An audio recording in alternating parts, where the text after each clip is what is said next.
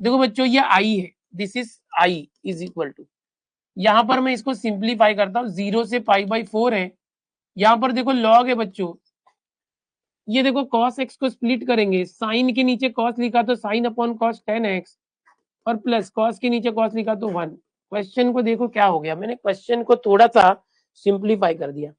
ये क्वेश्चन अब ये टेक्स्ट बुक का क्वेश्चन बन गया, आपके टेक्स्ट बुक में ये क्वेश्चन है, और बोर्ड में ये कई बार आया हुआ है, और सीटी में भी बहुत बार आया है। ये जो क्वेश्चन है log 1 + 10x है टेक्स्ट बुक में,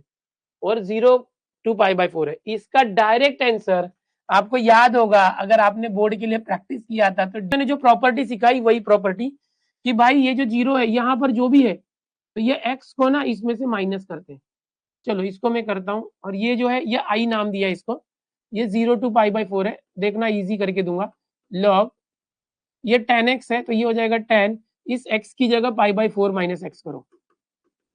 ऐसे, और ये +1 है dx। अब देखो यहाँ मैं फॉर्मूला अप्लाई करूंगा, कौन सा फॉर्मूला, ये log को log लिखो इसका, tan a minus B, tan π/4 minus x होता है tan π/4 minus 10x upon 1 plus, या वहां माइनस है तो प्लस, और इन दोनों का मल्टीप्लाई। ये क्या किया, और यहाँ पर +1 पहले से रहने दो, और ये dx क्या किया सर, देखो बच्चों tan π/4 minus x, tan a minus B का ये फॉर्मूला। यहाँ पर एक और चीज बताना चाहता हूँ कि आपको मैंने ये चीज बताई है, अगर आपको याद होगा तो शॉर्टकट जो डिफरेंशिएशन से बार बार बताता हूँ, cos x minus sin x upon cos x plus sin x होता है, तो इसको अगर हम cos से डिवाइड करेंगे सबको, तो 1 minus 10x upon 1 plus 10x होता है, और इसका डायरेक्ट फॉर्मूला होता है tan π/4 माइनस x। तो अगर आपको ये चीज याद है जो मैंने फॉर्मूला शीट में भी दी हुई है, तो ये डिफरेंशिएशन इंटीग्रेशन डेफिनेट हर जगह काम आता है, यहाँ भी काम आएगा। यहाँ tan π/4 माइनस एक्स को मैं 1 minus tan upon 1 plus tan लिख सकता हूँ। नहीं समझ में आया तो देखो मैं यहाँ पर डिटेल में कर रहा हूँ ताकि आपको समझ में आ जाए। अब देखो log tan π/4 कितना होता है, tan 45 1 होता है बच्चों, tan 45 1 होता है, तो ये हो जाएगा देखो 1 माइनस 10x अपॉन ये है 1 प्लस tan π/4 यानी 1 इंटू 10x और +1, क्रॉस मल्टीप्लाई इसका करते हैं। बहुत ही इंटरेस्टिंग क्वेश्चन है, अब देखोगे मजा आएगा अभी इसमें, देखो जादू होने वाला है इसमें। देखो ये लॉग है, होने दो, क्रॉस मल्टीप्लाई करो, ऊपर 1 माइनस 10x है, ये ऐसे है, नीचे 1 प्लस 10x है, ये इसमें 1 में क्रॉस मल्टीप्लाई होगा तो 1 प्लस 10x आ जाएगा, अपॉन ये जो नीचे 1 प्लस 10x है वो ऐसे ही रहेगा। ये बहुत ही जादुई प्रश्न है, ये minus 10x plus 10x cancel हो जाएगा, I is equal to integration 0 to π/4 आ गया, ये लॉग आया, देखो लॉग, अब देखो ये 1 + 1 2, तो ये लॉग उसके पास गया log 2, ये अपॉन है लॉग अंदर गया, लॉग इसके पास गया log 1 + 10x। देखो यहीं पे मैंने स्प्लिट किया हुआ है, क्या किया सर, देखिए लॉग था, ऊपर क्या था 1 + 1 2, तो ये लॉग उसके पास गया log 2 अपॉन,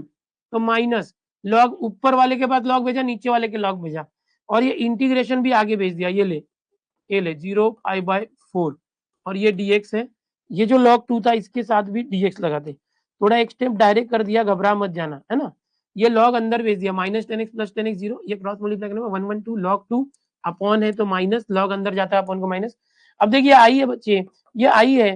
अब जो ये वाला टर्म है ना, एकदम ध्यान से देख, ये वाला तेरा क्वेश्चन रिपीट हो गया, इसी जादू की बात मैं कर रहा था बच्चा, ये जो था देख, ये क्वेश्चन ही रिपीट हो गया, log 1 + 10x 0 to π/4, देख यही तो क्वेश्चन था, log 1 + 10x 0 to π/4, देख रहा है ये वही तो क्वेश्चन था,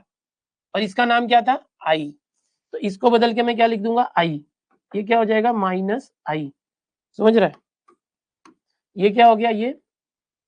ये पूरा आई हो गया। अब ये माइनस आई इधर आएगा तो ये आई प्लस आई हो जाएगा, 2i हो जाएगा, और ये log 2 कांस्टेंट बाहर आया तो ये हो गया इंटीग्रेशन 1 dx 0 to π/4, देख log 2 बाहर है बच्चा, 1 का इंटीग्रेशन x 0 to π/4, अब ये log 2 है, log 2, अब ये x की जगह π/4 रखेंगे, और माइनस 0 हट गया, अब ये 2i था, आई कैसे आएगा, ये 2 वहां गया नीचे, तो π/4 है, 4 में मल्टीप्लाई हुआ 2 नीचे, π/8 log 2, तो ये इसका पूरा मेथड था। बट मैं क्या बोलता हूँ, क्यों करने का इतना टाइम जाएगा, 3-4 मिनट 5 मिनट, चैट चालू करो। मैं क्या बोलता हूँ, ये क्वेश्चन जो है ये टेक्सुअल क्वेश्चन है, ये बदलेगा नहीं, और बदला भी तो ये क्वेश्चन रहेगा टेक्स्ट बुक का, इसको बदला भी तो ये ऐसे कर दिया, इसको सिंप्लीफाई कर दिया ऐसे। इसका डायरेक्ट आंसर याद रखो ना भाई, बदलेगा ही नहीं आंसर, यही रहेगा।